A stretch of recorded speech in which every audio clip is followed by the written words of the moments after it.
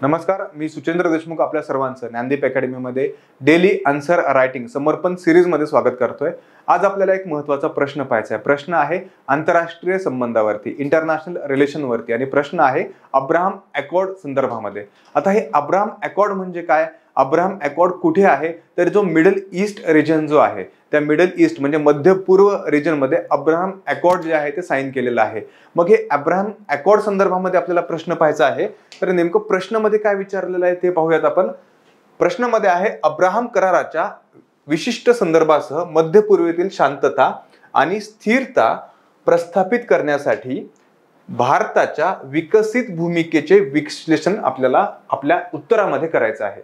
लक्षात घ्या, लोकस मध्ये काय येईल, जीएस सेकंड येईल, international relations India middle east चं रिलेशन्स आहे ते जीएस सेकंड आपल्या लोकस मध्ये येईल। आणि आपल्या फोकस मध्ये काय येईल, तर आपल्याला फोकस मध्ये लिहायचं आहे की भारताच्या विकसित भूमिकेचे कुठलं मिडल ईस्ट मधील जी भारताची विकसित होत जाणारी भूमिका आहे त्याचा आपल्याला अब्राहम अकॉर्डच्या संदर्भामध्ये इथे वर्णन जे आहे ते करायचं आहे। सिंपल साधा प्रश्न आहे आणि या प्रश्नामध्ये आपण इंट्रोडक्शन मध्ये आपण हे लिहू शकतो की परिचयामध्ये अब्राहम अकॉर्ड संदर्भामध्ये आपल्याला लिहायचं आहे। तर अब्राहम अकॉर्ड काय आहे, तर ही किंवा अब्राहम करार काय आहे, ते करारांची मालिका एक आहे। कुठे, तर मिडल ईस्ट मधल्या देशांमधील जे करार आहेत त्यांची मालिका जी आहे त्याला अब्राहम अकॉर्ड असं संबोधलं जातं। हे एक महत्त्वाचं नाव आहे। अब्राहम जे नाव आहे ते यहुदी, ख्रिश्चन आणि इस्लामच्या सामायिक कुलपुरुष जो आहे त्याला ते सूचित करते। असं एक महत्त्वाचं नाव जे आहे ते अब्राहम अकॉर्ड संदर्भामध्ये इथे दिलेलं आहे।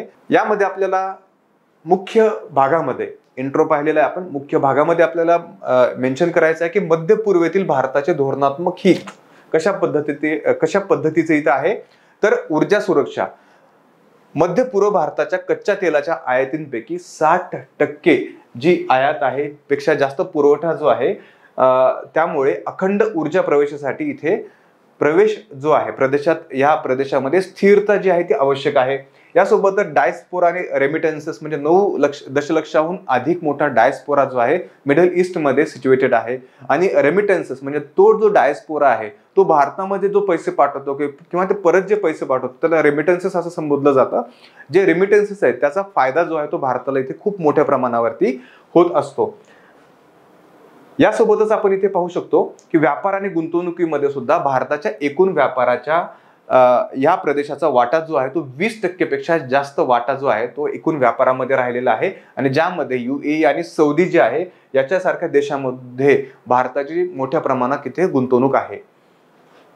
सुरक्षेची चिंता इथे म्हटलं जातं की दहशतवाद होणारा जो प्रभाव आहे दहशतवादाचा तो रोखण्यासाठी आणि होर्मुझच्या समुद्रधुनीमध्ये एक सुरक्षित सागरी व्यापारी मार्ग राखण्यासाठी सुद्धा इथे स्थिरता या प्रदेशामध्ये आवश्यक आहे। यासोबत अब्राहम कराराच्या संदर्भामध्ये भारताची भूमिका कशा प्रकारची राहिलेली आहे हे आपल्याला इथे मेन्शन करायचं आहे। इस्रायल आणि अरब राष्ट्रांची संबंध संतुलित करणे, भारताचे इस्रायल आणि इतर अनेक अरब देश आहेत यांच्याशी संबंध जे आहेत ते संतुलित राहिलेले आहेत। आणि हे संतुलित संबंध जे आहेत हे भारताला त्या राष्ट्रांचे सहयोग करण्यास मदत करतात। यासोबतच आर्थिक एकात्मतेला चालना देणे हा सुद्धा एक खूप महत्त्वाचा घटक आहे। कारण भारताने अब्राहम अकॉर्ड राष्ट्रांमधील आर्थिक संबंधाला काय केलेलं आहे, तर समर्थन दिलेलं आहे आणि प्रादेशिक स्थिरता वाढवण्यासाठी आपल्या भागीदारीचा इथे लाभ घेतलेला आहे। या प्रकारे आपण इथे मेन्शन करू शकतो। इथे काही उदाहरण सुद्धा आपण देऊ शकतो, जसं की भारत, UAE, इस्रायल तंत्रज्ञान आणि कृषी क्षेत्रामध्ये एक त्रिपक्षीय एक युनियन झालेली आहे आणि याच्यामध्ये खूप चांगल्या प्रकारामध्ये ॲग्रिकल्चर असेल आणि तंत्रज्ञानामध्ये देवाणघेवाण होत असते। त्यानंतर आपण पाहू शकतो की मध्यस्थी आणि तटस्थ भूमिका, भारताच्या अलाइनमेंट आणि संतुलित दृष्टिकोनाच्या धोरणामुळे एक भारताला विश्वासू भागीदार म्हणून ह्या मिडल ईस्ट रिजन मध्ये एक स्थान मिळवण्यासाठी इथे एक स्थान मिळालेलं आहे किंवा एक चांगल्या प्रकारचं इथे भारत इथे धोरण ठरवून इथे यांच्यासोबत काम करत आहे। याच्यासोबत I2U2 फ्रेमवर्क जो आहे त्याचा सुद्धा लाभ जो आहे तो चांगल्या प्रकारे मिळत आहे। आपण इथे बघू शकतो की I2U2 म्हणजे भारत, इस्रायल, UAE आणि USA याच्या गटाला वेस्ट एशियन क्वाड म्हणून सुद्धा संबोधलं जातं। लक्षात घ्या, I2U2 ला काय संबोधलं जातं, वेस्ट एशियन क्वाड असं सुद्धा इथे म्हटलं जातं। याने विकास प्रकल्प आहे, अन्न सुरक्षा आणि स्वच्छ ऊर्जा यावरती याच्यामध्ये लक्ष केंद्रित केलेलं आहे। यानंतर आपण वे फॉरवर्ड मध्ये इथे मांडू शकतो की बहुपक्षीय सहभाग वाढवणे हे सुद्धा किती महत्त्वाचं आहे आणि भारताने सर्वसमावेशकता विकासाला चालना देण्यासाठी I2U2 असेल, याच्यासोबतच GCC+ फ्रेमवर्क असेल, या बहुपक्षीय उपक्रमांमध्ये जास्तीत जास्त त्यांचा आणखी सहभाग जो आहे तो आपला वाढवायला हवा। यासोबतच विकास मुत्सद्देगिरीला चालना देणे हा एक सुद्धा महत्त्वाचा इथे भाग येतोय की क्षमता निर्माण करणे, तंत्रज्ञान निर्माण करणे, हस्तांतरित करणे, अक्षय ऊर्जा यातील एक भारताचे कौशल्य, शांतता एक समर्थन म्हणून त्या रिजनमध्ये प्रस्थापित झालेले आहे आणि हे भारताला खूप मोठ्या प्रमाणामध्ये इथे योगदान देत असते।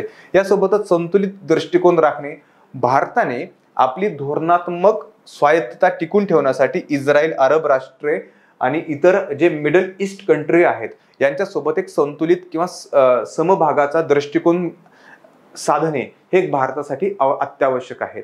यानंतर आपण निष्कर्षामध्ये जे आहे तिथे मांडू शकतो की अब्राहम अकॉर्ड सारखे जे उपक्रम आहेत, हे उपक्रम जे आहेत ते मध्य पूर्वेतील भारताची विकसित होत असलेली भूमिका जी आहे, भारत एक स्थिर शक्ती म्हणून तिथे उदयास येत आहे आणि याचा वाढता प्रभाव प्रतिबिंबित करतात।